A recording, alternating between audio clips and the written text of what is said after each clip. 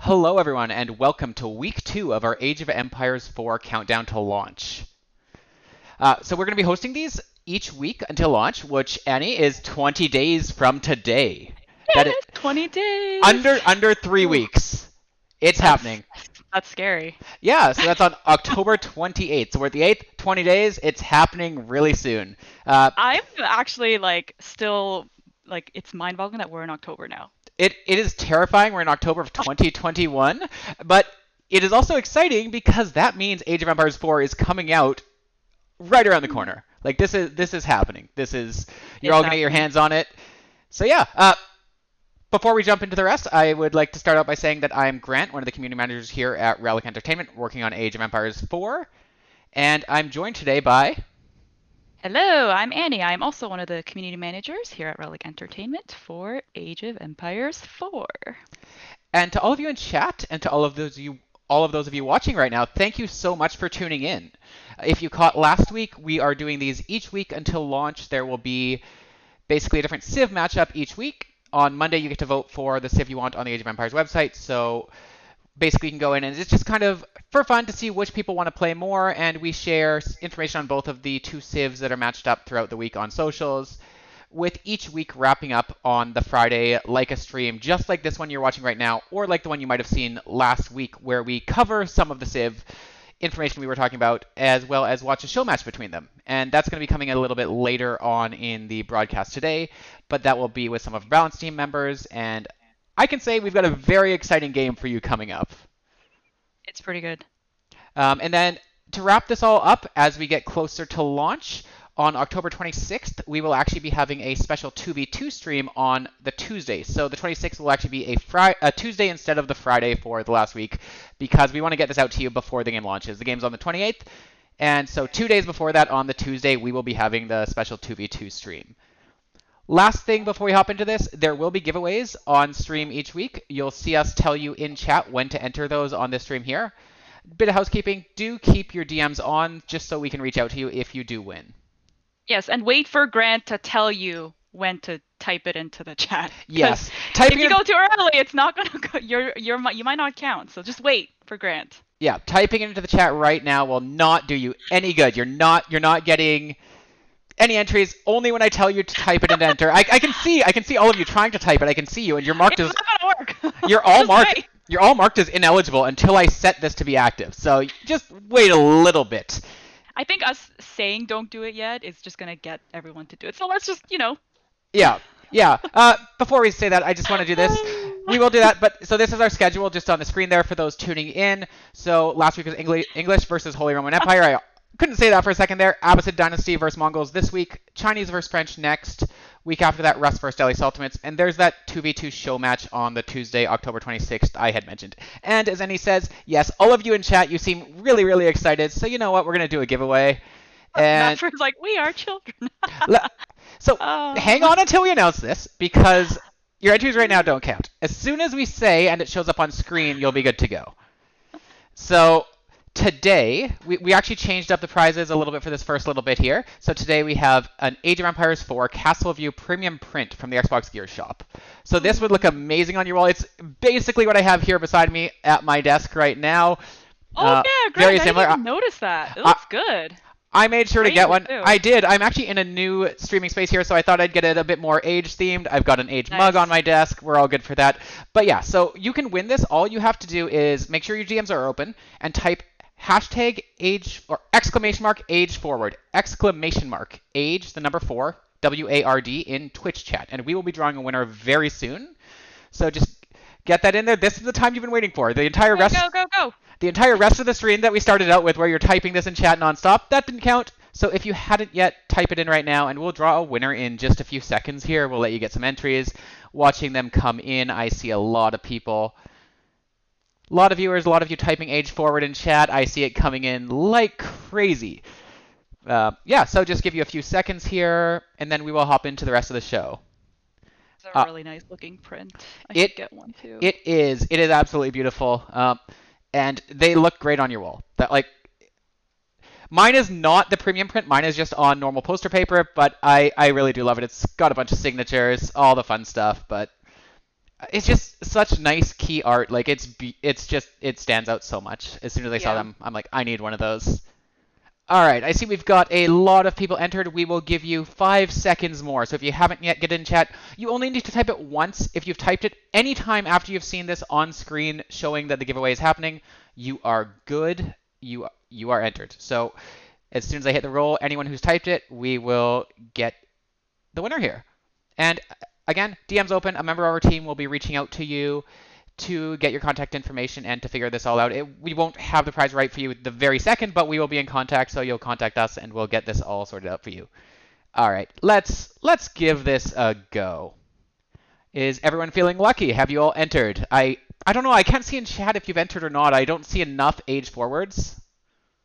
I'm gonna be dreaming about age forward, like in my dream. I know, right? And you know, it's a good thing that it's you on stream, Annie, this time, and not Elliot, because he did mention last week he jokingly entered a contest once for this and won it. So he had to draw a new winner. Hopefully he's not in chat trying that right now. If he's watching this, Elliot, you can't win. If you're here. All right, time to do this. Come on, everyone. Good luck, and let's see who we have as our winner. All right, Snippy in the house. Congratulations. You have won this Age of Empires 4 Premium Castle print from the Age Store. So a member of our team will be out to contact you, and they will give you all you need to know to get your prize, and we will make sure you get it. Would love, if you get it up on your wall, toss us a message on social, show us what it looks like, all of that.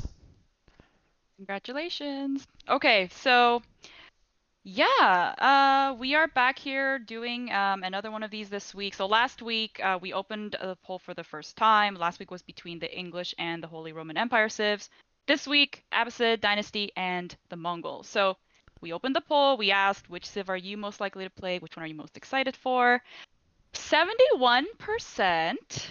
71%. That's a pretty big answer right there, right, Grant? Like, yes, 71%. That's almost 3/4 of you voted for this. That's like, it's pretty much done. So here, yeah. Should we reveal who it is?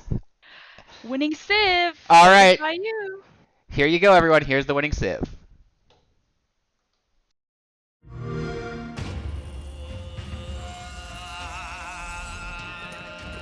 Powerful, martial, and nomadic. As a highly mobile civilization, the Mongols are unlike any other in Age of Empires 4, offering you a true aggressive experience as a player.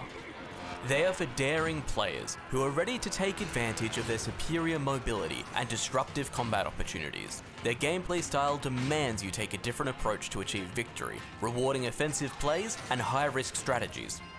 The Mongols have several unique mechanics that make them highly capable of pulling off offensive strategies. The Khan, a light cavalry unit, is the head of the Mongol army and is able to enhance nearby troops with a temporary increase in movement speed or combat strength. Mangudai horse archers are skilled at attacking while outmaneuvering enemies and can even shoot arrows while retreating. The Mongols benefit from early aggressive raiding as you earn resources when enemy buildings are burned to the ground. Mongol buildings can relocate, and by avoiding being tied to a specific area, they are always in the shadows, ready to take their opponent by surprise. Their mobility is a huge advantage, as they can easily relocate the Gur, their unique resource drop-off building. They are also aided by the YAM network, a technology that lets outposts increase the speed of all nearby units. This mobility is especially useful as they cannot directly mine stone, and must construct an ovu on a stone deposit to gather stone over time. While gathering stone, buildings can be placed within the ovu's influence to increase their unit production. Once depleted, the Mongols can easily move to the next stone deposit or strategic point on the map, allowing the Mongols to dominate the map and exploit its resources. The Mongols' high mobility makes hit and run their go-to strategy. However, they lack walls or strong fortifications, and their constant migration means their base can be vulnerable. When playing against the Mongols, keeping an eye on the stone deposits can give away their location, if you can catch up to them. The Mongols' prowess in baiting their opponent's moves is exceptional, and their ability to hit and run cannot be matched. Any civilization going up against the Mongols must be strategic when evaluating their targets, or risk falling into a catastrophic trap. If you enjoy playing aggressively and with cunning planning, leveraging the Mongol unique mechanics to pull off crafty, out-of-the-box strategies is for you.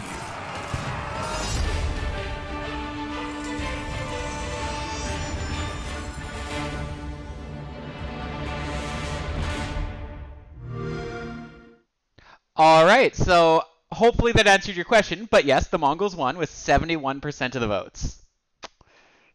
That was pretty great, wasn't it? Like 71%. It was like I was watching the polls throughout the whole week and thinking, are the Abbasid Dynasty gonna catch up? But no, Yeah. you spoke decisively and very definitively the Mongols. So Yeah. How do you feel in chat about that? Let us know. Do you think the Mongols? Would you have voted for them? Did you vote for them? Let us know. Show your pride there for your yeah, city did you for. vote? Did anyone vote for the Abbasid Dynasty? And if you didn't vote, for the next few weeks, don't forget you can vote from the Age of Empires website. Yes, we'll have a new vote for the next Monday. The poll will open for the next 2 weeks, continuing on with our Civ matchups. So, yeah, Grant, I mean, what do you think? Do you think we're ready for the show match? I mean, I know that everyone wants to watch the show match, but I think, do you want the show match, or would you like to have a chance to win some more stuff? We could do a giveaway here. I see win. Oh, show match. I see show match. Right. I see win. We can do both. We can do some prizes here. Let's give some stuff away. Hang on a second. Don't type it in chat. We will tell you when, but we're gonna do some giveaways before we hop in and watch this show match. I know you're all. We'll do a quick one. One. We will do these very quick. So I'm gonna open this up right now. So you should be good. We're going to do 3 giveaways here, 1 winner for each of them, age 1, 2, and 3, definitive editions for all 3 of those. So again, type exclamation mark. I keep wanting to say hashtag, but that's for social media. If you want to talk about us on social, hashtag age forward. Here it's exclamation mark, age, the number 4, WARD. We will be drawing 3 winners very shortly, and you will win in that order. Our first draw will be for 1, second draw for 2, third for 3. I see you coming into chat with your age forward there. There Watching. They go. Yep, I see the entries starting to come in. Let some of these happen. Let it update. Grab some of you here. And we will do some draws. So again, you only need to type it once you've sent it during this period. As long as it is on screen saying stream giveaway, that's your period. If you type it anytime during then, you are entered. All right. And yeah, so the show match we have coming up, it's going to be... I don't want to say too much, but it's a lot of fun to watch. It is a really good match, and we had a lot of fun watching it as well. Yep. All right. I think we can give away the first. I think that's good. Yeah. Yeah.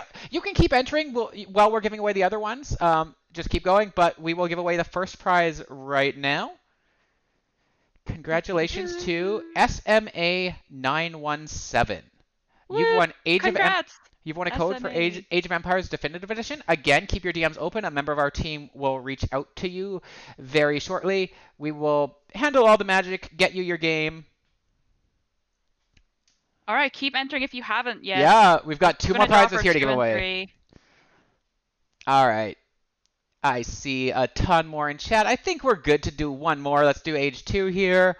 Yep. Next up is MRES 2005X. EMRES 2005X. You've won Age of Empires 2 Definitive Edition. Again, we will reach out to you and make sure you get your game. And have fun playing before Age of Empires 4 launches. This will give you a little bit of time, play some of these games, and then October 28th, Age 4. Yeah. It's happening. So we still have 3. Do you want to draw for that now, or do we want to do that later? Let's get that out of the way right now, and then we'll hop into the show match and let everyone just sit around and watch that. Because when we do the show match, we don't want to be in your way. We want to let you watch, enjoy it. We have the game commented by people who know the game super, super well. Zach and Eric, both members of our balance team, they will be commenting and telling you a bit more of what's going on in the action on screen. So we will be back after the show match. But let's get Age 3 given away right now. Age 3 DE, I should clarify as well. All right, pressing this button, last chance to enter, everyone. And Mugen no Sora with exclamation marks at the end. Congratulations, you've won Age of Empires 3 Definitive Edition. Our team will reach out to you, DM's open. And yeah, congratulations. Enjoy the games, those of you who have won, and we hope you'll also enjoy Age of Empires 4 when it launches on October 28th. That said, I think it's show match time. I think all of you have been patient enough watching us talk, watching us intro, hopefully winning some stuff, having some fun. But we will play this show match, and all of us, including Eric and Zach, will be back after the show match. So we will be back for some discussion. The match is just, we're going to let it play. You get to basically just watch it, enjoy it. Tell us what you think in chat. And yeah, here we go, everyone. Enjoy. Hello and welcome. We have yet another special show match for you today between the Mongols and the Abbasid Dynasty. I'm Zak Robinson, also known as ZeroEmpires. And joining him, I am Eric Robel, and we are delighted to share this very exciting game between our balance team members. So sporting down to the south of the map in the red, we have Mark. He's going to be playing as the Mongols today. And we could see already that the Mongols, they start a little differently to other civilizations. Their town center was packed up, and he already loosed his arrow with the Khan to give him a move speed bonus. So tell us a bit more about the Mongols here, Eric. Okay, so all of their buildings, or most of their buildings, we should say, can pack and unpack. So this sort of mobility theme you see throughout the Civ of being able to move up and go to different locations.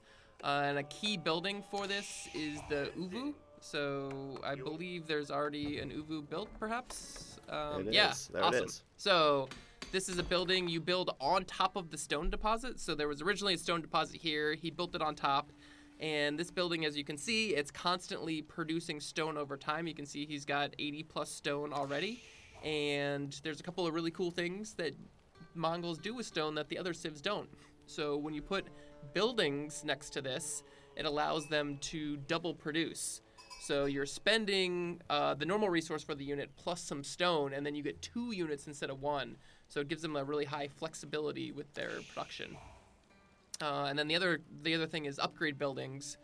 You can get like sort of a bonus or double type of upgrade. Like this here, a really good example of the whistling arrow. So it gets extra duration and extra time. So every bonus upgrade is going to do something a little bit different. But it definitely gives you some very interesting strategies to pursue. Of do I want to go for the techs? Do I want to go for a big army and try to attack the enemy? Or you can actually even do it with your economic units. You could produce extra villagers and try to crank out your economy that way.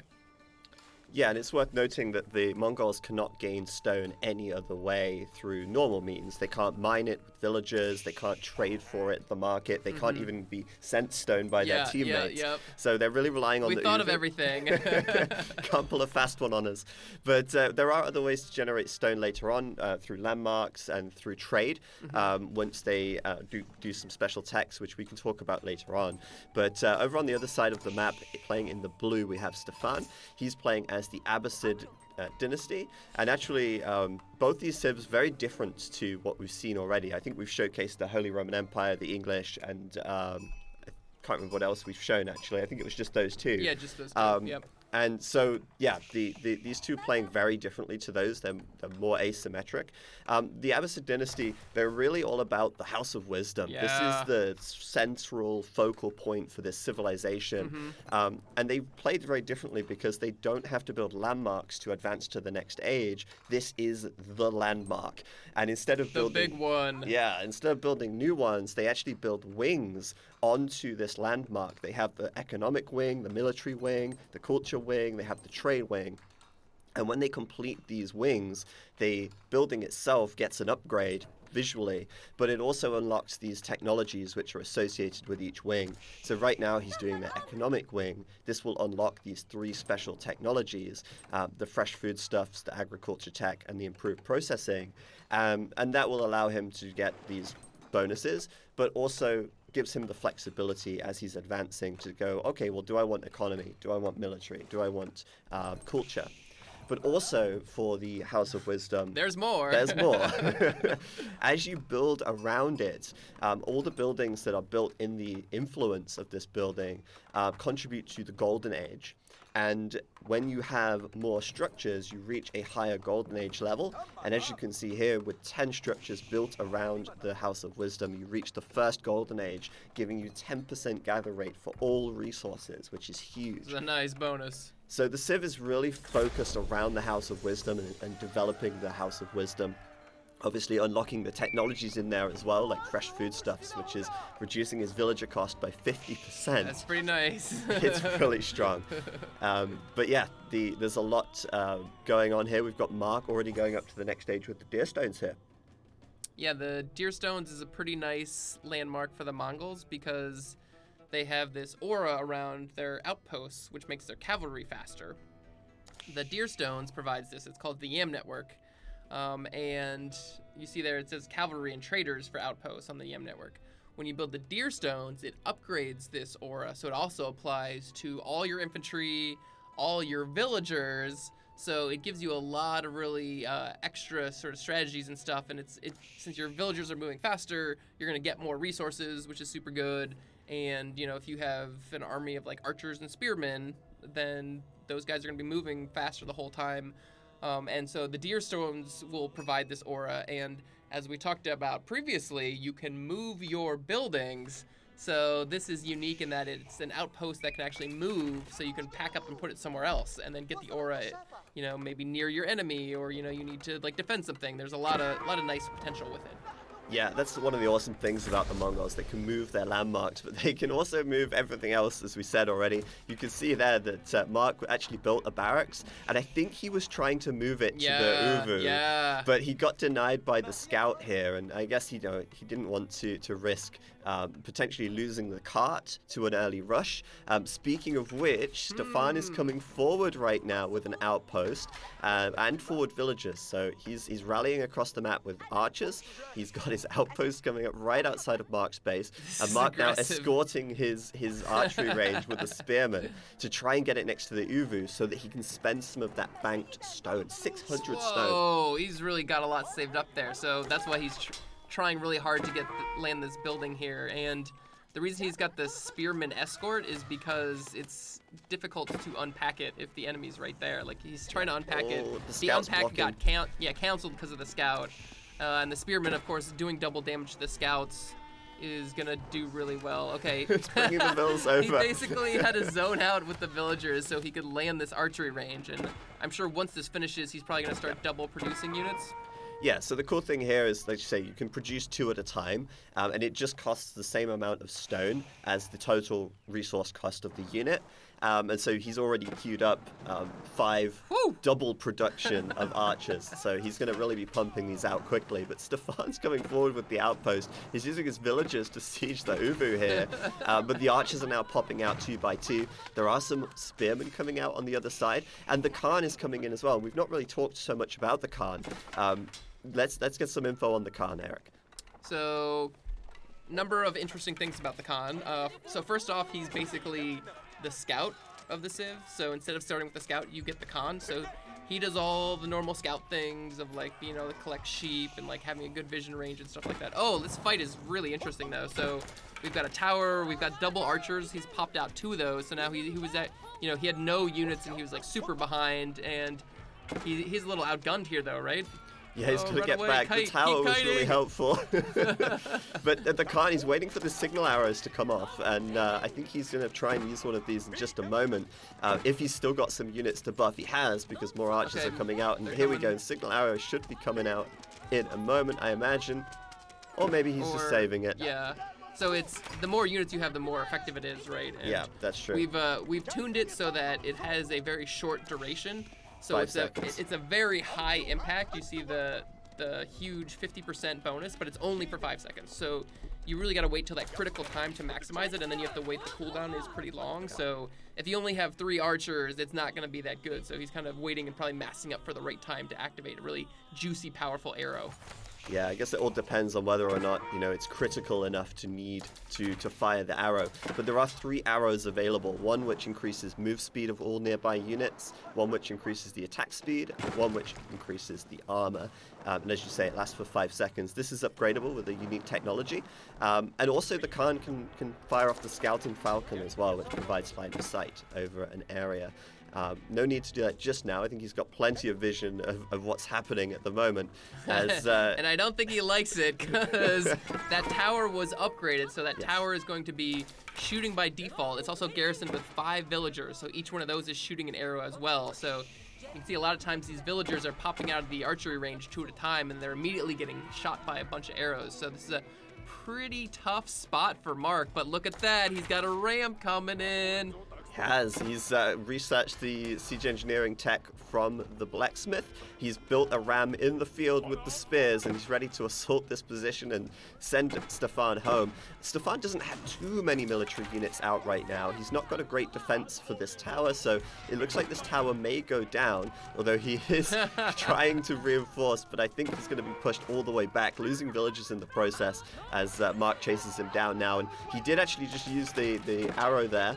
I don't know which one he used. I think it's already expired. But he's also getting the move speed from the Yam network, which was coming from the deer stones over here. So it gives him that little bit of extra chasing power as he sends Stefan back across the mountain range to his side of the map. Yeah, that was great for pushing the enemy out. That extra move speed on the archer, he was able to get a lot of villager key kills. And actually, that ram, it's just been attacking away, and it was able to get the burning state on this tower, which is really great for Mongols because they get to raid resources, which gives them 50 gold and 50 food for every building that they burn.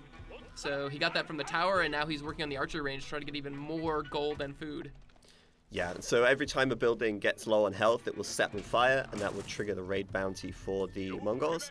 And actually, Stefan, we've also seen the camel archers coming out for him. This is a unique unit to the Abbasid Dynasty. They get the camel archers and the camel riders. The camel archer, ranged cavalry archer type unit that has the camel unease bonus. Now this actually makes horse cavalry units weaker when they're near to these units.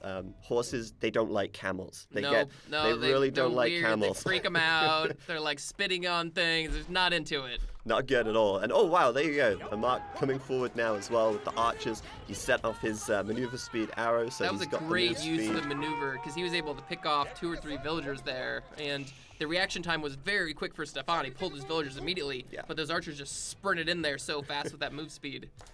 Yeah, so he's really in a strong position there in the middle of the map, and while these camel archers are going to try and contest this position, but I don't think he can really. They're very bad against he saved rams. the spearmen. He That's garrisoned him awesome. in the ram. So one of the nice things with the camel archers is they're kind of similar to the archers in that they're doing bonus damage to spearmen. So those 4 spearmen are not going to be able to do anything against 4 camel archers. They're going to die super fast. They're going to get kited. But he popped him in the ram and gave him complete protection because the ram is only going to take 1 damage per hit. It's got 15 ranged armor. Yeah. So that was a great save. That was really smart. And Stefan hasn't really been able to do too much with the camel archers yet. We haven't really seen any cavalry out of Mark. And the Mongols, as a civilization, they do lean towards cavalry. They get the horsemen in the Dark Age, the very earliest time that you can train that unit in the game. They also get the Mangadai horse archer, which is unique to the Mongols, available in the feudal age. We haven't seen them just yet, as he's opting at the moment to go really with this archer and spearman mass rush, I suppose, with all the double production coming out of the Uvu over here. Yeah, and another reason cavalry could be really good on the Mongols is the raid bounty that we're talking about, right? Like if you have really fast cavalry, you're going to be able to run into position and burn down a building before the enemy can get there in time and stop you. And then you can just peace out and you're like, no, wait, come back. It's like, well, I already got my money. I'm burning your buildings. Yeah, Mongols can do so many things. They're really versatile as a civ, and yeah, getting a cavalry early and going for some raids could be huge. And Stefan, he's going to stumble across the bills down here. No! There's a low one. Can he pick off the low bills? Good find. Is he going to go for he it? went Yeah, right for there it. we Right go. for it. So, but he's got the archers. Good save. Good save. yeah, one villager kill. I mean, he is keeping Mark kind of on his toes, right? Like, these 4 camel archers have been running around for ages, and Mark's Yeah, they chasing him must be down tired. with 20 archers. It's kind of a big distraction for him. But I wonder now if we have anyone looking towards the next age, or kind of what is their game plan at this point? What's the next phase of the game? Yeah, what is the next phase? Oh, this is interesting. Mark, something else that's unique about the Mongols, they do not build farms. They're nomadic. Why would the nomads they be gotta building go, farms, right? right? They got to move. So instead they get pastures, and pastures produce sheep passively over time. And this is the Mongol food economy, essentially. They just constantly produce sheep. And if you build the pasture around the uvu, they do produce faster as well. So there's some nice synergy there. But as we saw, Mark sort of moved his town center away from the uvu, and that uvu has to be limited to the stone on the map, which can sort of limit where you place these pastures and buildings around it. That said, though, he's on the way up to the castle age now, with the steppe redoubt. Yeah, this is a really nice building because it acts as a drop-off point. The Gur is the Mongols' universal drop-off point, so you can bring back wood, stone, food, whatever that goes there.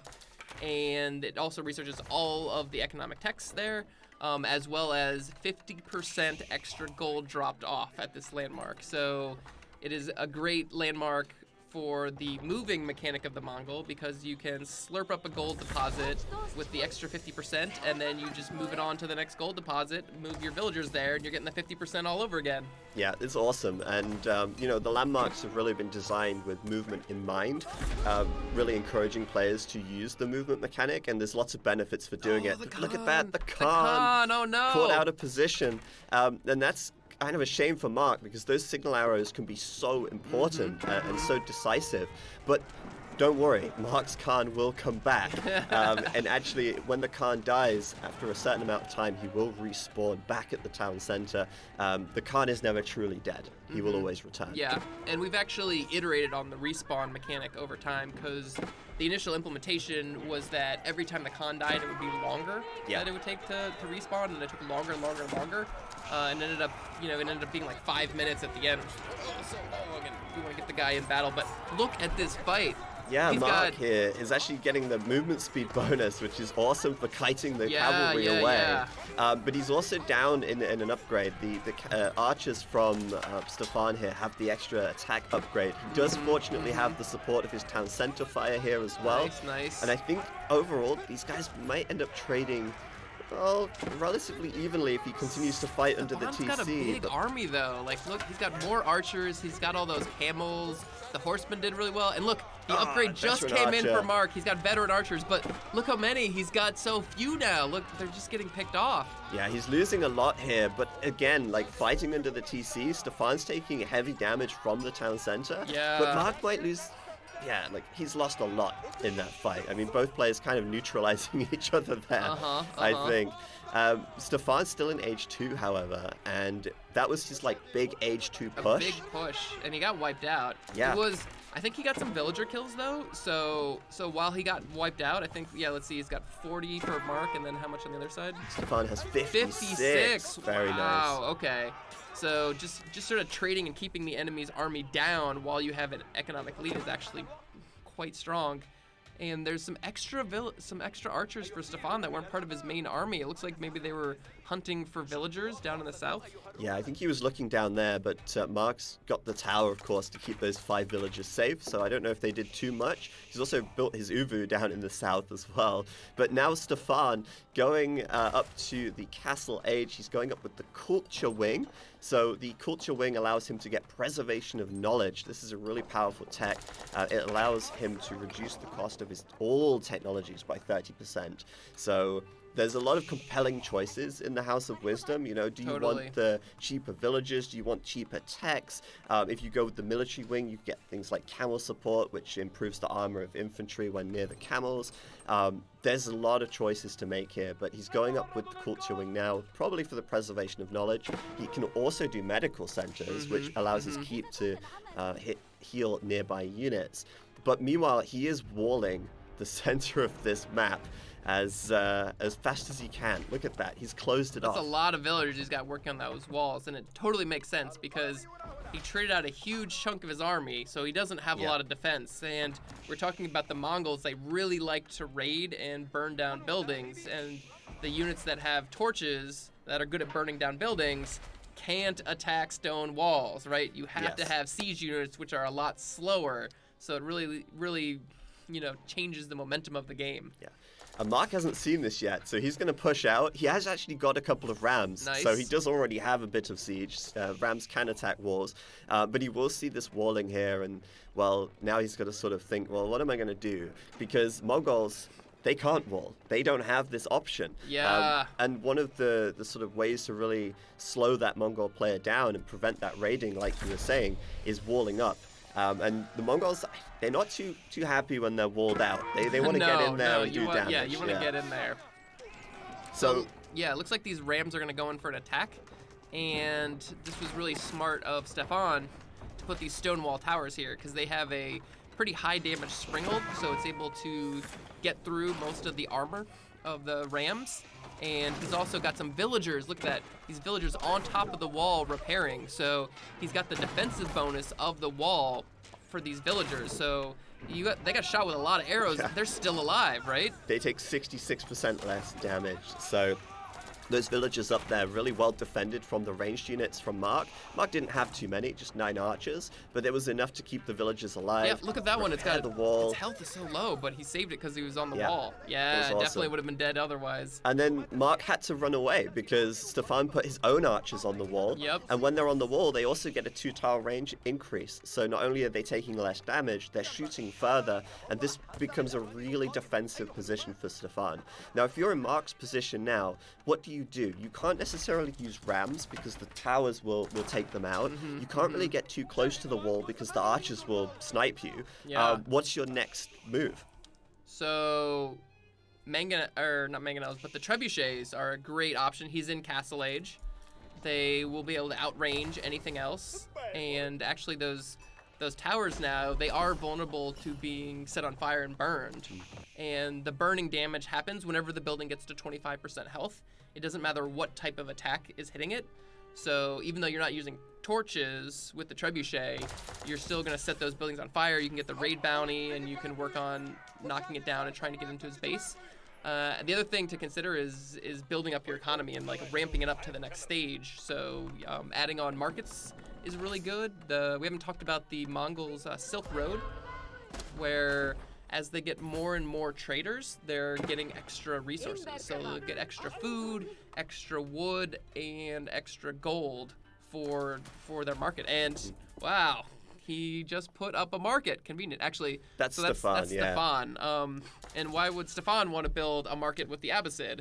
Well, a couple of reasons. I mean, first of all, I want to talk about this market location. He's built it right at the edge of the map, and he's going to be trading with the trade post that's all the way on the opposite side. So this is going to be a really optimal trade route. The further you trade, the more value your trade produces. Yeah. And he's can trade with these neutral markets. He's safe behind his walls. This is a great way to ramp up his economy as he builds these traders here. But the Abbasids have a couple of bonuses. One of the things they can do is actually, once they get the Grand Bazaar tech, they can choose which resource gets deposited from the traders. So instead of bringing back only gold, they could also choose to get food or wood or stone. And also, if you look at the wings as well, they have the spiced roads, which can increase their trade income, but he has to go for the trade wing to do that, so he doesn't have that available right now. But this is a huge push. Wow, from look at all those Stefan. 40 archers. Woo. But look at this, he's got so many knights. 15 Knights are knights. such a good counter to ranged units, but then Stefan with the spearmen coming in at the front as clutch. well. This is going to be a really big engagement here as Mark Oh, the loses Khan. the Khan. No, not Yeah. again. The Khan, why? Oh, he didn't last too long, did he? He usually becomes a target just because of how powerful he is. If you can get the signal arrow off, that's great. But right now, this fight in here with all the knights are knights just running around. They need to get onto the archers and attack. They've been fighting the spearmen the whole time, and the spearmen are doing a lot of damage. Like, he had such a huge army of knights, right? And it's really getting whittled down here.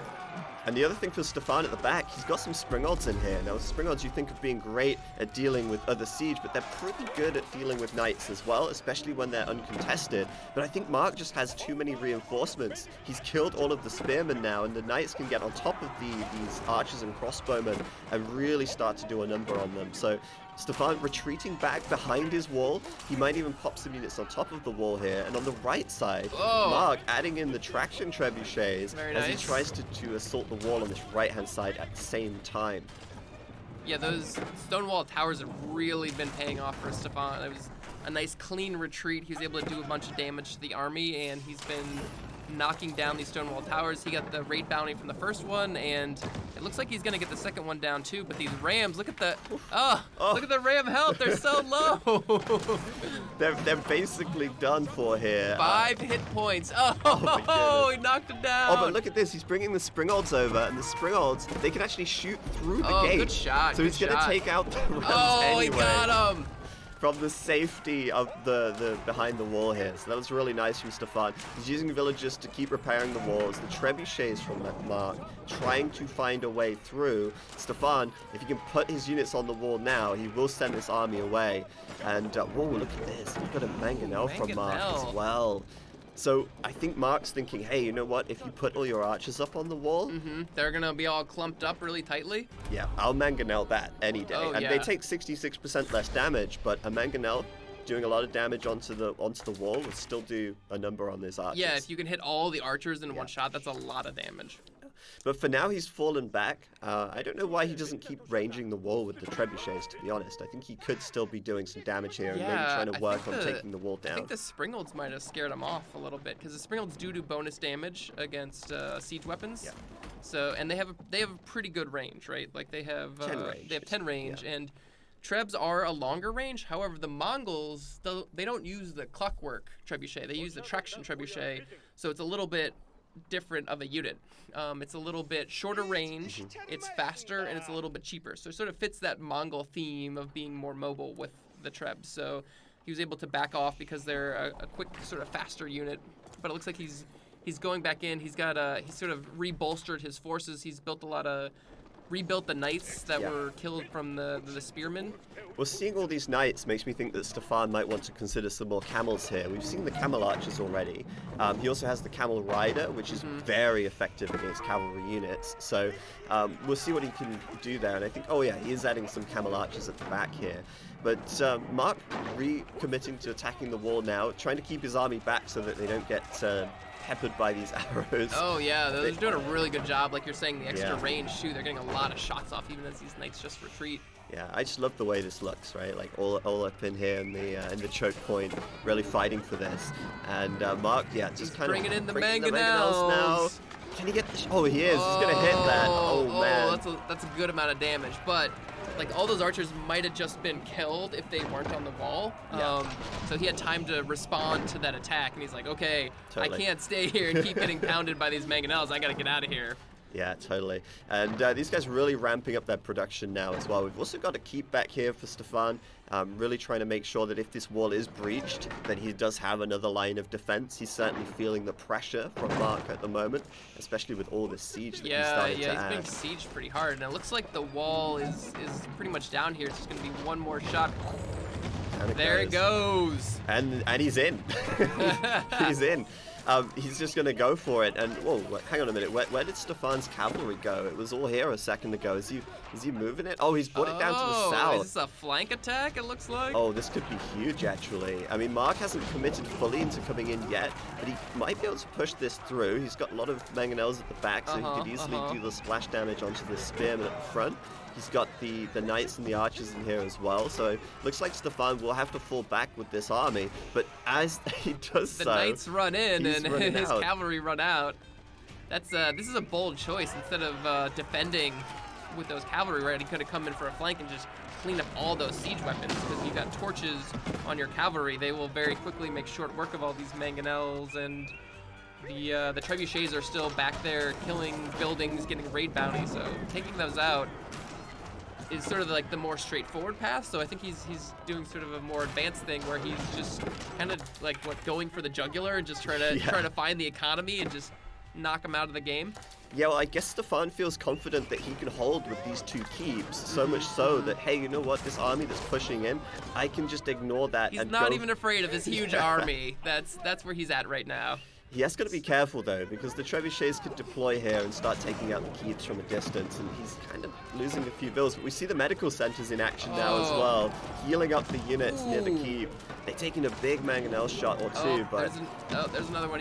He's got out the... I like that positioning, so he's got him sort of at the back of the keep, so they're still in range of the medical centers. And look at this raid. He's found the villagers. This is what he's been looking for. This is huge. Mark's going to lose so much here. So many dying. It's going to be so bad for him. And actually, look, his landmark is packed up right now. If Stefan kills that, then he could actually... Oh, no, that's going to be awful. Why is he not killing it? An interesting thing about the landmarks, when they're packed up, they lose their armor. So while they get mobility, which is nice, but instead of having 50 ranged armor, they have zero ranged armor. I mean, Mark pulling all the villagers out of the way of this raiding army here. And, I think that was a distraction landmark. He was like, hey, don't worry about my villagers. Attack this vulnerable landmark, because he's got multiple landmarks, right?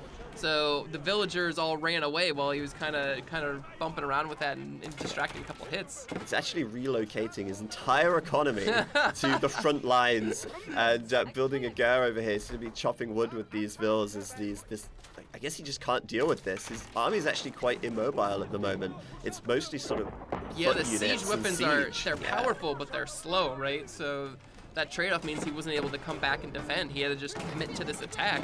But Stefan has 2 keeps here, just really slowing down this army and kind of trapping them almost. Yeah, more raids here as well. And I guess Mark needs to be really careful that if he pushes in too far, the siege could be attacked from the flank. He's going to be mindful of that this whole time now. Mark's at 66 villagers still. Stefan, on the other hand, 116. Whoa. That's some economic power. And those traders must really be paying for themselves. 159 gold per trip. They are, however, kind of running through the middle of the battlefield. Oh, this is a dangerous spot for a trader to be. I don't think the traders are going to last yet. Uh-oh, the Springles just turned. No, yep, see you later. Wait a second. Oh, okay. I thought Stefan was capturing the sacred site. I was like, hang on a minute. No, he's taking the sacred site back from Mark. But Mark now really low on units, actually. He's just got the siege, and he's using the Springolds to try and pick off the other Springolds. If the other Springolds are out of the picture, then his own siege will be a bit more safe. Reign supreme. You can see they have a lot of ranged armor, so they're taking a long time to die to the archers here. And actually, it's enough to force Stefan back, because the threat of the Mangonel, he just can't push into this with his archers at the moment. Yep. Nice attack there, and he is whittling down with those trebs. The raids are still happening for Stefan. He's attacking in 3 different locations with his raid while defending his main base from all these siege weapons. Very impressive display from Stefan here.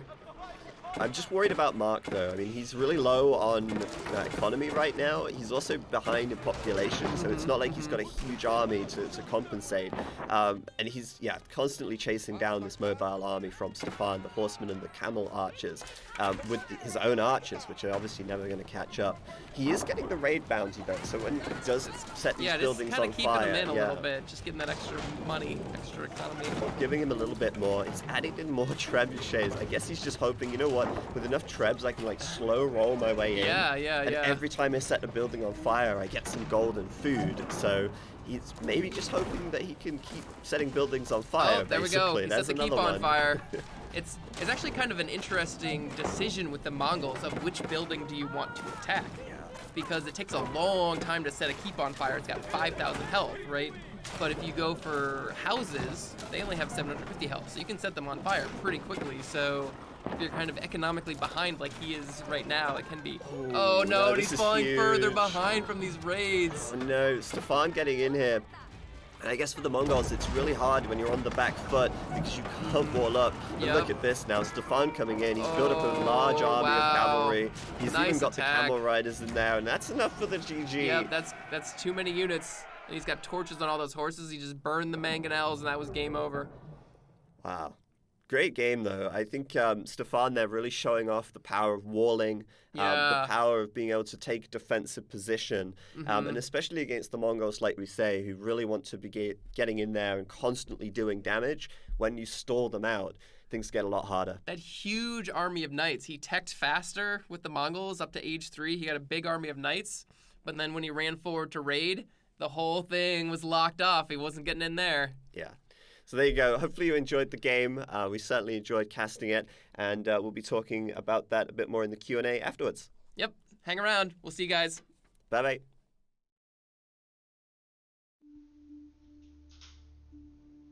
Hello. We are back. That was such an exciting match. Like, the traitor getting stuck in the line of fire, the outpost at the beginning of the game, and Mark and Stefan just like constantly going back and forth. The walling, oh my gosh. Want to give a huge shout out to Zach and Eric, our devs, Balance Team devs, for their commentary. They will be here. They are here actually right now. We're gonna listen to them kind of chat about what just happened, what went down. Stick around for to hear that, and then after we'll be doing some more fun giveaways. So, Zach and Eric, let's go over to you guys. Cool. Right. Thanks so much. Danny. Yeah, that was a really, really exciting action-packed game. It was really fun casting that. Some very interesting developments and sort of back and forth kind of strategic counters between the two players. So one thing we kind of want to highlight it with what was happening in the game is the camel archer raids that were going on. So the Abbasid player, he was constantly very active with his camel archers, keeping them moving, keeping them poking different parts in the Mongol base. And while he was able to create, he was able to get a few villager kills. He didn't get a lot of villager kills, but really the main value he was buying was time. He was keeping the Mongol player in the base and keeping the Mongol player responding to his attacks. And while he was doing that in the back, we didn't really show it during the video, but he had built extra town centers. So he was just cranking up his whole economy while keeping the Mongol player distracted. Yeah, and that also bought him time to wall, right? Like the big walls across the middle of the map. And I saw a comment in the chat, or a question rather, about what the map is called. It's called Mountain Pass. We saw Arabia last time, which is obviously a very open map. A map which I think the Mongols probably prefer to play, and then Mountain Pass, which, yeah, since the Mongols can't wall, as soon as your opponent gets that wall up, it does become a lot harder. And that's exactly why I think Stefan was so aggressive with those camels, trying to keep the Mongol player chasing to buy himself the time to build the wall and secure the center of the map and prevent the Mongol player from causing too much trouble there on out.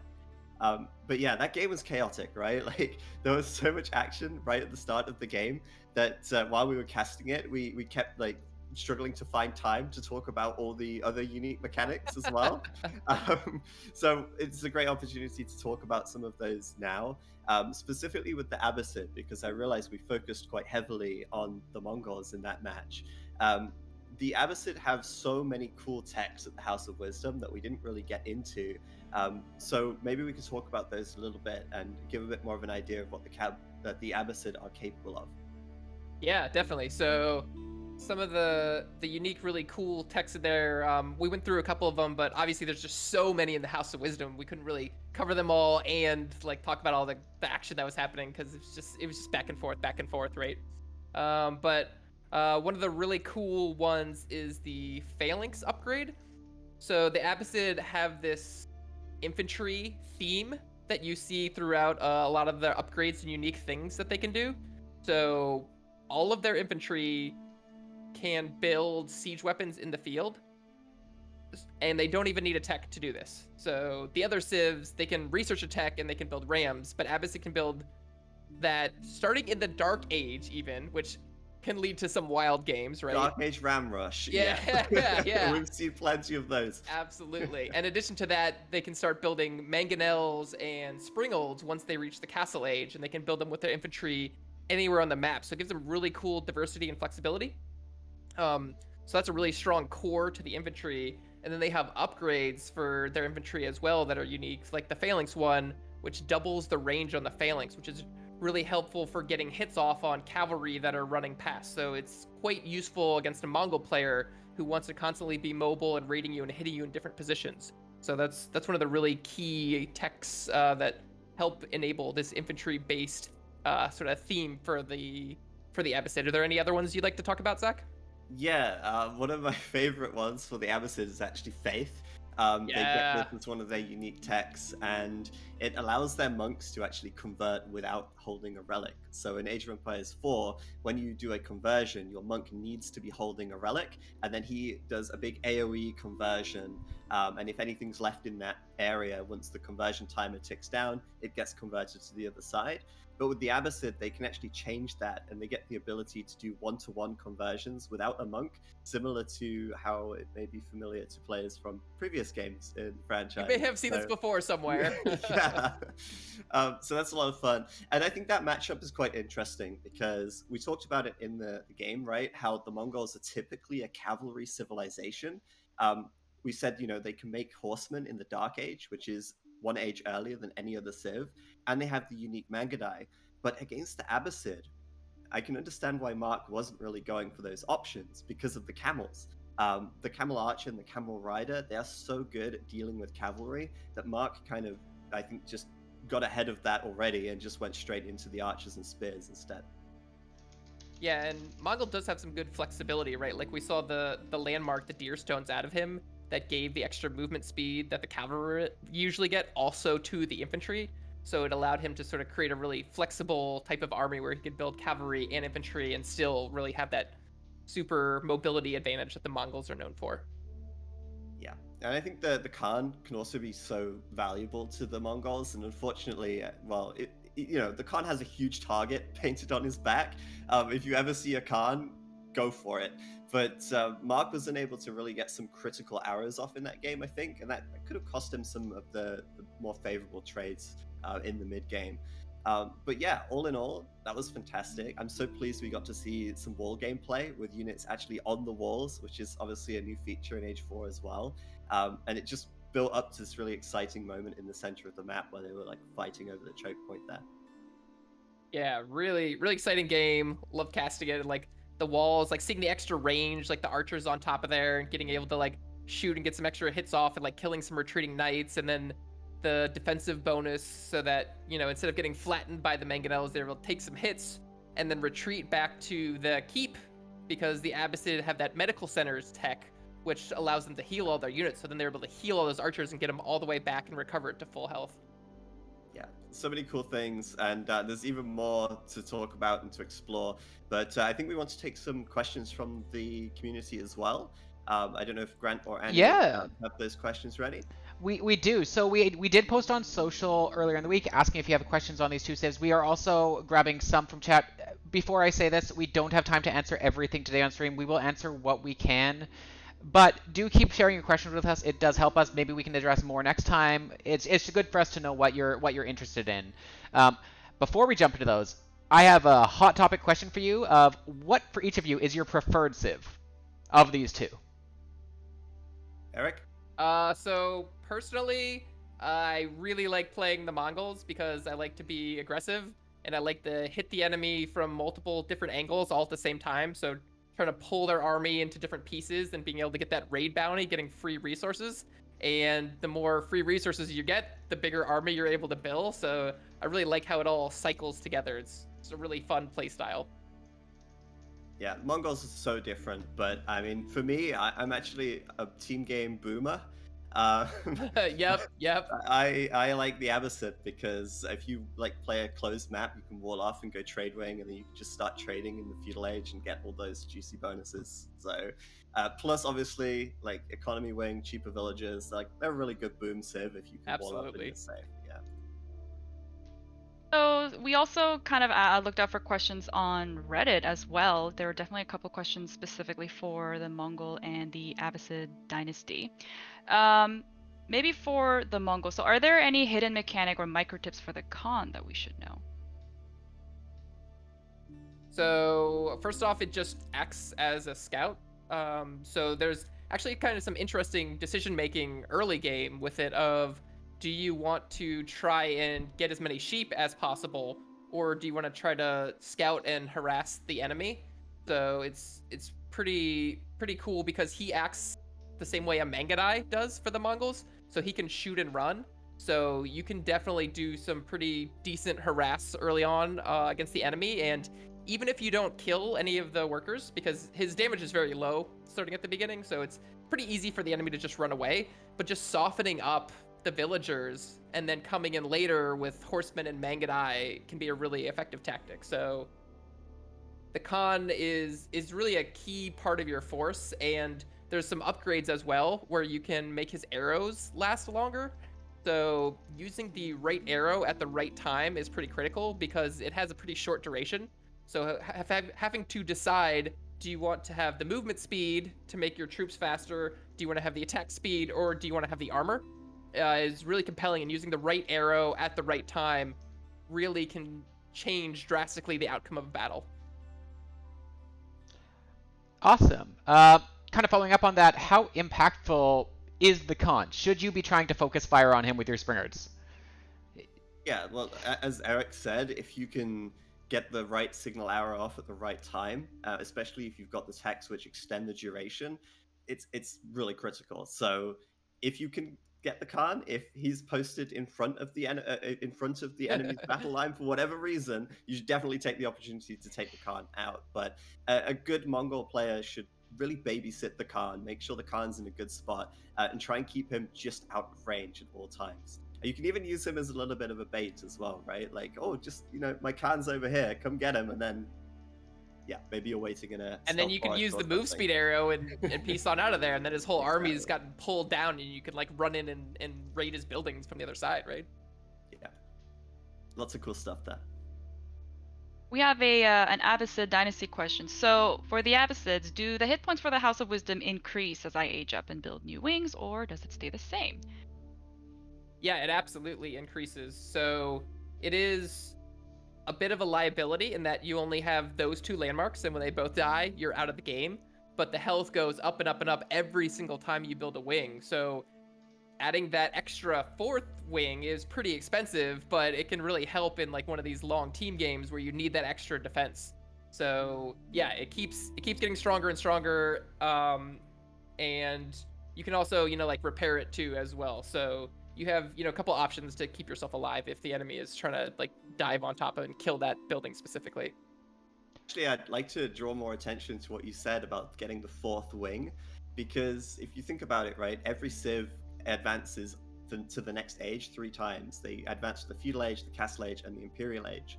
But the Abbasid, they get the fourth wing, so they kind of have a pseudo 5th age, because they can, even though they're in the imperial age, still research the last wing and access the remaining 3 techs, which I think is super cool.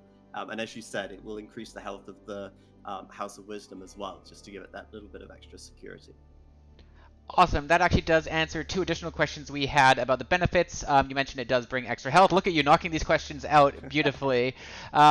So I'm going to change up the question just a little bit. This is from chat on Twitch from Jared Moon. How are Mongols in water-based maps?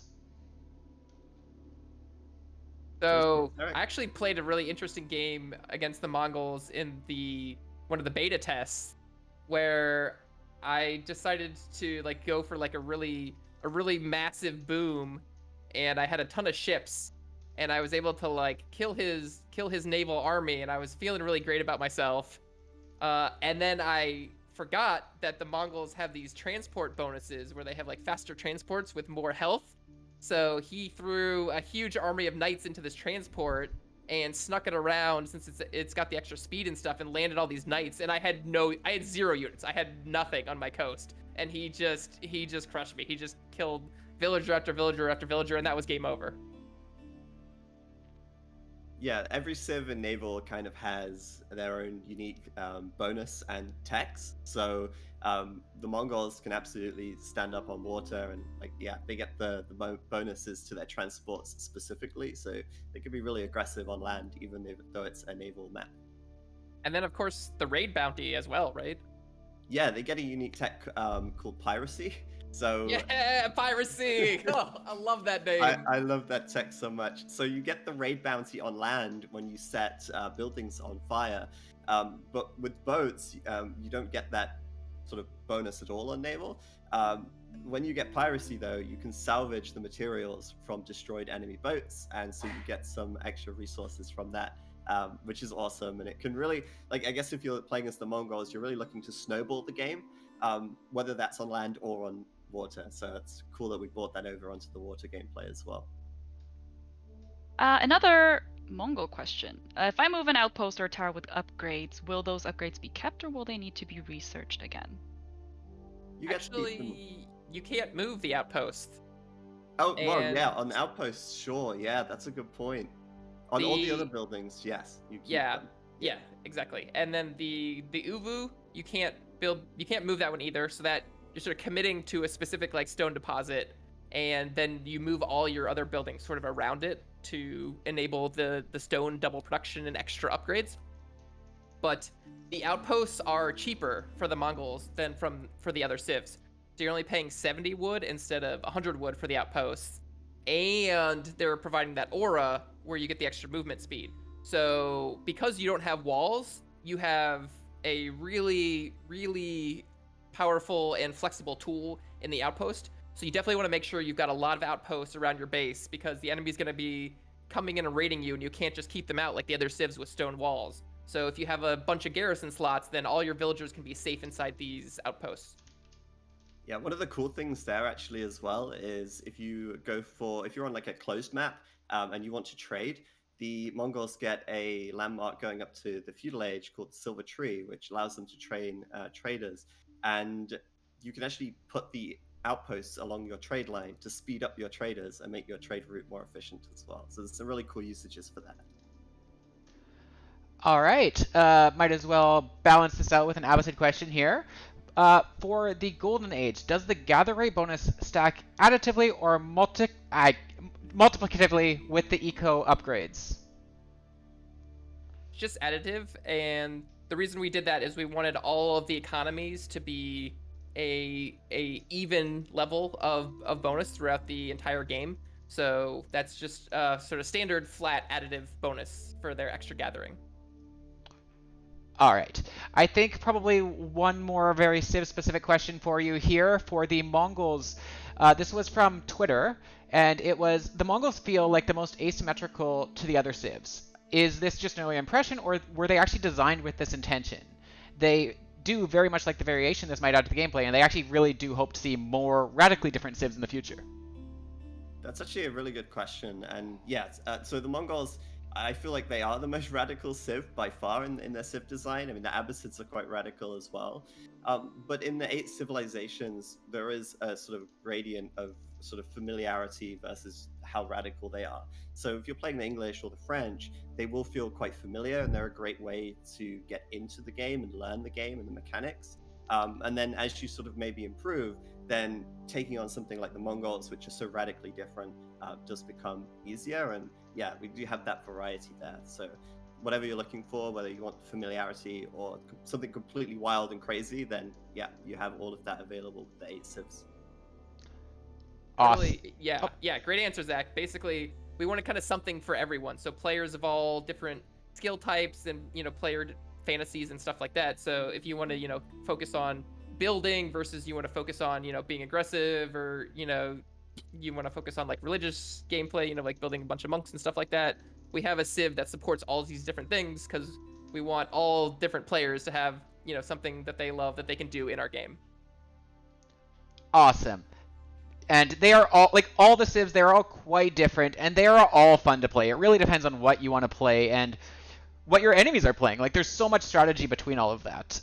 So I think this is probably about time for the questions. Before we do wrap it up, however, I would like to ask if you have, Eric or Zach, if either of you have anything further you would like to say, wrap this up. Otherwise, we will thank you for your time, but definitely if there's anything else you have, let us know. Yeah, I saw someone in the chat was asking why the Mongol player didn't make Mangadai that game.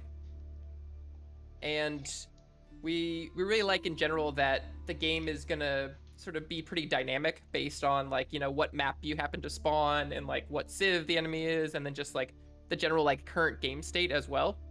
So the Mangadai specifically, they're really focused as a raiding unit because they move while they shoot, and you know they're doing pretty decent damage, but they're pretty expensive and they have very low hit points. So archers are a really strong counter from the enemy, and you saw that game. There started off, there was a huge number of archers coming out, and then later on you have the stone wall, and you can't attack the stone wall at all with, you know, Mangadai or archers. So that's why you saw him adding the siege weapons, you know, the rams and the trebuchets later in the game. So based on sort of that kind of current game state and how locked down the map was, having a fast mobile raiding unit just isn't going to be very good when those walls are there. And you know, it was kind of more of a slugfest there, where he kind of had to slowly move across the map and you know, have big drawn out fights instead of, you know, running around doing the hit and run tactics. Awesome. That is great. Thank you so much for answering these questions. Thank you so much, community, for sharing these with us. And that's both on social, in stream here, and then everywhere. We may not respond everywhere we see these, but we do scour. We do read what you're talking about. That is part of all of this. Like, we want to know what you think, and so definitely do go on the forums, share with us on social media, all of this. And for next week as well, if you have questions, we will definitely we will make that post. Let us know there, and we will bring some more. So Zach, Eric, thank you so much for joining us today. Thank you so much for that casting of that excellent match. Thank you for answering all of these great questions. I really do hope that this has shed some light on the civs and burning questions that all of our community has had. With that as a note, well, I will say thank you, Zach, Eric. It's been an absolute pleasure. Thanks for having us. I was really Yeah, fun thanks so much casting for the having game. us. Great questions. Thanks for all the as well. great, yeah, those questions were really good. So keep them coming, guys. Definitely enjoy answering those for you guys. Awesome. So, as I mentioned, hopefully that's answered some of your questions, but if you have more questions, actually give me 1 second, let me make this live first, but if you have additional questions, what else might do that is the Age of Empires companion book. This is published by Future Press, and it gives you a deep dive into the game's civilizations, to the units, buildings, maps, as well as some strategy and developer commentary. The game itself, the book itself releases later this year, but let's give one away right now. So this is... I already started. I see that. As soon as it's on screen, so I have it live as soon as it's on screen, so it's totally fine. But yes, very, very eager to win this, I see. This book looks amazing. I can't wait to get my hands on it. I want to flip through these pages, read all of this as well. Guys! Okay. So as a reminder, please do make sure your direct messages are on. Previous winners, there is one of you I heard that we are having trouble reaching, so make sure it's on. Make sure to respond to our team when they do reach out. We want you to get your prizes here. Yes, go into your settings, turn that on right now. Make sure you can actually receive messages from us. Yeah, and again, I'm sure all of you know because I see it in chat, but it's !age forward, age, the number 4, WARD in chat on Twitch. Make sure DMs are open. We will draw this in just a few seconds here. This book, this one's a good one. I think this one is like the best. This is the one I want to win the most. Like, I want this on my desk right now. I wish want it on my coffee table. This is one of those books that you just want to have, like, when visitors come and you're like, yeah. Exactly. Plus the art prints. Like, I would love to have one up on my wall as well. I'm just gonna have a wall of Age art at this point once I get my hands on this book as well. Look at them go. Yep, I see them going. Let's let this finish up quickly. Give them a minute more while I do that. Let's see. Everyone, get your entries in. Last few seconds. I see chat going crazy. I see got a lot of entries coming in. All right.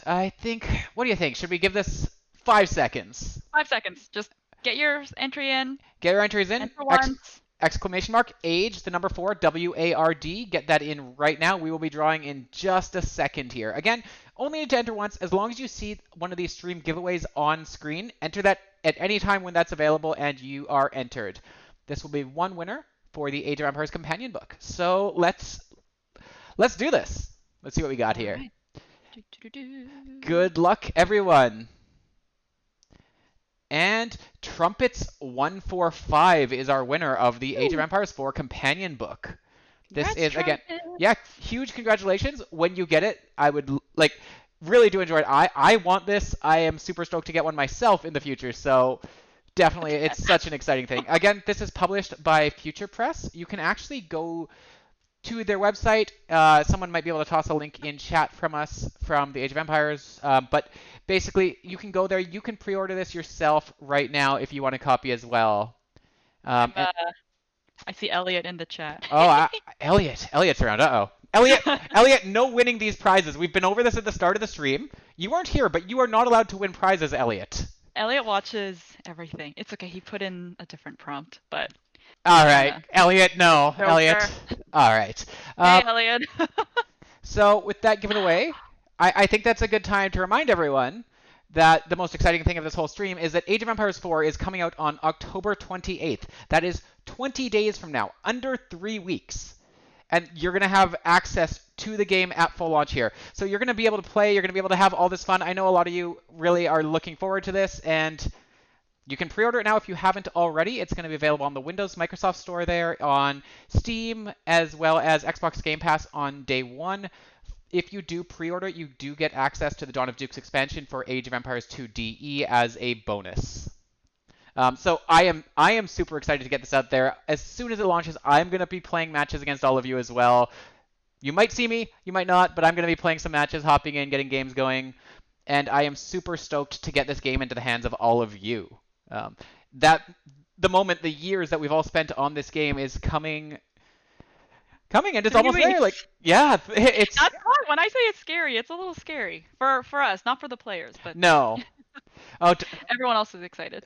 I see someone telling me not to tower rush. All right. You know, to be fair, when I do start playing, I would love any tips you have because I am sure many of you in the community are much, much better at the game than I am. I will be destroyed, but that's how I learn. That's how we all learn and get better.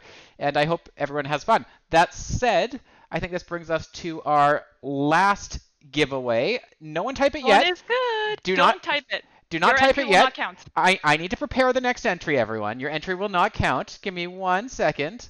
All right. You know the drill. You know the code. Type in !age4, the number 4 in this case, WARD, in chat right now. It's on screen. It shows you there. You can type that for the chance to win 1 year of Xbox Game Pass Ultimate. Again, this is Age of Empires 4 will launch on day 1 on Xbox Game Pass here, so you'll be able to play that way as well. That's a really good one. One year of Game Pass is That's a whole year. Yeah. Yeah. It's just this is probably the best prize actually. I changed my mind. This one is the best. They're all good prizes though. That poster, the premium print would be great. The book would be amazing. Game Pass as well, because not only for Age of Empires 4, but you get access to every other game on Game Pass that there is there. So yeah, type in chat. We'll give this just a few minutes here for everyone. I see a lot of people excited. Yeah, that is so many games. So many PC and console games, all of that. This is Game Pass Ultimate 1-year code. All right, let's give them a few seconds here. Yeah, this would be great to win because it means you have a year of the whole game library on Xbox Game Pass that you have access to. You're playing games forever basically at that point, or at least for the year. A whole year of Age 4. Oh man, that's so exciting. Yeah, and again, yeah, day 1 launch on Game Pass. Also, you can pre-order yourself on Steam or the Windows Microsoft Store there as well.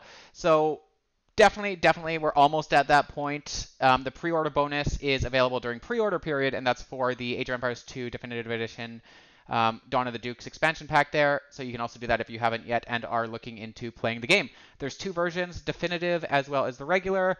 All of the information is available on the Age of Empires website or on our Steam pages there or our Microsoft Store. All of these listings have all of that. I think this is probably a good point. I will give everyone the last few seconds to type in your !age, the number 4, WARD. Get this in right now. This is the one you want. Go, go, go. This is the one. Let's see. All right, 5 seconds, everyone. How many entries? Like, are we getting a lot? We are getting a lot. I would say close to half of the viewers. The other half, you need to get in there and enter. I mean, if you're not entering, why are you like? This is age 4. This gets you age 4. There's no harm to enter this. Like, definitely type !age, the number 4, WARD in chat. Your odds are quite good for a year of Game Pass. That's crazy value, crazy games for the entire year. So give it 5 seconds more. I want to see these numbers go up a little bit more, and then we will draw. Also, as a reminder, please do keep your DMs open. Do look for a message from a member of our team so we can reach out and make sure you get your prize as well. All right, I think we are good. I'm going to give this a roll. All right. Best of luck to everyone. And no, Elliot, you cannot win this. Just have to stress that enough. J4CKOST. Woohoo! Congratulations. That is a great prize for you. That is Congrats. huge congratulations. Hope that means you'll be playing day 1 on Game Pass there. And I hope we'll see all of you on Age of Empires 4 when it launches on October 28th. It is happening. It is almost here. I know everyone says tomorrow. Soon enough, we will actually be saying it's really tomorrow. It's going to be here. It actually will be the next day. Yeah, so again, as a reminder, we will be having these streams every week until launch. We will have them on Friday for the next 2 weeks, and then the final stream on October 26th will be on the Tuesday, and that will be a 2v2 show match. More details on that will be coming later. I know some of you are excited in chat. I've seen people asking for more details. We will reveal those closer to, but we do have, you can go take a look for the Civ matchups for the other 2 weeks on our website as well, on ageofempires.com. As well as you'll be able to vote for your civs there when we do those matchups. Also follow us on social. We'll be revealing tons of information, asking for questions for next stream. And then obviously we would love to see all of you back here for every stream we do, like for all of them. But realistically, the next 3 streams, there are prizes. Why would you not tune in? Come join us. We'll be giving stuff away every week during this countdown to launch. And we're launching next week, yeah, we'll be back here doing the same time. So next week is Chinese and French. So next week we'll be opening up the polls for that. Get your votes in on the Monday, starting the Monday, and then we'll be back here Friday. Yeah. Chinese versus French show match. That one should be good. French is my second favorite civ. So really curious to see how that match will turn out. I'm so curious what your favorite civ is. I wonder if you've ever told me. No, the Mongols are my favorite civ. Okay, too. okay, good, like good. like Eric. They're all my French favorite. Second favorite. I think they're all my favorite depending on the circumstance. Like, they're all just so different, right? That's true. It really depends who I'm playing against, what map, all of this. My favorite civ is Someone such a... asked what's your... Yeah, you have to have a civ that you gravitate towards. I really do like the Abbasid Dynasty. It's just so... The House of Worship... Like, it just feels so different, and it's a lot of fun to play with. I do think, though, it does change on who I'm playing against and the mood of the day. Like, there's so many ways to play. It's hard to say a specific one, but I think the Abbasid Dynasty would probably be the top, but not by that much.